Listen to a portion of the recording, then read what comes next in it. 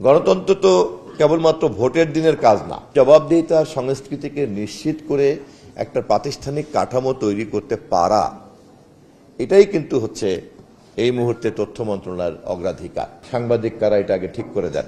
আমি এত কষ্ট করি, আমি এত সব ধরনের সুযোগ সুবিধা বাদ দিয়ে মহান পেশায় আসলাম, অথচ সাংবাদিকতার নামে যা চলছে তা আপনারা যেহেতু দমন করছেন না, এটা করেন। এবং খোঁজ নিতে গিয়ে দেখা যায় যেরকম এক ধরনের সাংবাদিকতার নামে অপতৎপরতা, অপসাংবাদিকতা হয়, এবং সব মিলিয়ে আমি সব পক্ষের কথাই বললাম যে এক ধরনের নৈরাজ্যকর পরিস্থিতি তৈরি হয়েছে। কিন্তু আশার দিক হচ্ছে এই যে সকল পক্ষের মধ্যেই আমরা একটা সমঝোতা তৈরি করতে পেরেছি অনেকটা। ইতিমধ্যেই মাননীয় প্রধানমন্ত্রীর সঙ্গেও সংবাদপত্র মালিকরা দেখা করেছেন, সম্পাদকরা দেখা করেছেন, কিছুদিনের মধ্যেই টেলিভিশনের অংশীদাররা দেখা করবেন। তথ্য মন্ত্রণালয়ের পক্ষ থেকে আমরা একের পর এক অংশীদারদের সঙ্গে কথা বলছি, সাংবাদিকদের সঙ্গে তো নিয়মিতই কথা হচ্ছে। যখনই আমরা এটাকে একটা আধুনিক গণমাধ্যম কমিশনের অধীনে বিধিবিধান এবং নিয়মনীতির মধ্যে নিয়ে আসতে পারবো, তখনই কোনো পক্ষই কোনো পক্ষকে আর এক্সপ্লয়েট করতে পারবে না।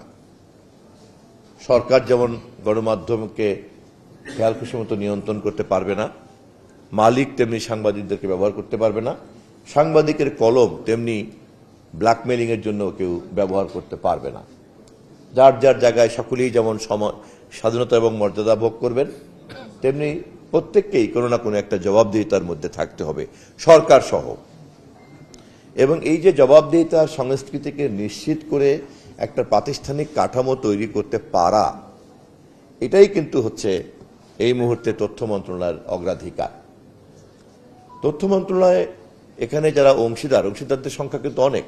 মনে করেন দেশে অনেকগুলি পত্রিকা লাইসেন্স প্রাপ্ত, অনেকগুলি টেলিভিশন লাইসেন্স প্রাপ্ত, এতগুলি সাংবাদিক এখানে কাজ করে, তাদের চাকরির নিরাপত্তা দেয়া, তারপরে বিজ্ঞাপন বন্টন, তারপরে ক্রয়পত্র বন্টন, তারপরে সাংবাদিকদেরকে কোনো উপকার করতে চাইলে পরে যে কে সাংবাদিক আর কে সাংবাদিক না, কার আগে পাওয়া উচিত, কার আগে পাওয়া উচিত না, এটা একটা ডাটাবেস থাকতে হবে, acceptable.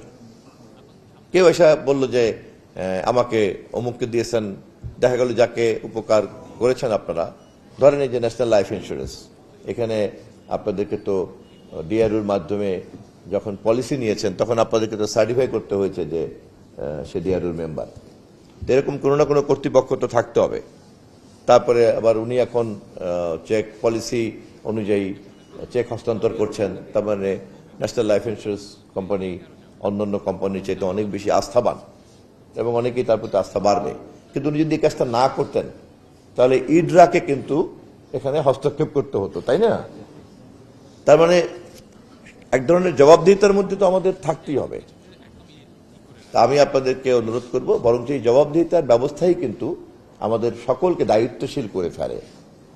National life insurance company আজকে যে এই চেকটা হস্তান্তর করলেন, এটা নিশ্চয়ই তাদের সৎ ব্যবসা বাণিজ্যের নীতি, কিন্তু একই সঙ্গে যদি উনি না করতেন, না করলে কিন্তু তাকে আইনের মুখোমুখি হওয়া লাগতো।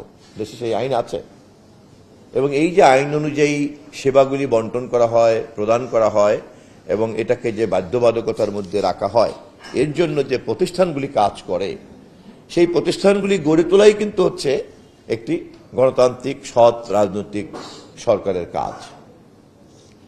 গণতন্ত্র তো কেবলমাত্র ভোটের দিনের কাজ না, দুই ভোটের মাঝখানে জনগণের প্রত্যাশা পূরণ করার জন্য সরকার, রাষ্ট্রসহ সকল প্রতিষ্ঠানকে একটা বাধ্যবাধকতার মধ্যে রাখা, জনগণের চাহিদার মধ্যে যাতে সে থাকতে বাধ্য হয়, সেই ধরনের প্রতিষ্ঠানগুলিকে গড়ে তোলাই হচ্ছে কিন্তু একটি গণতান্ত্রিক সরকারের প্রধান কাজ।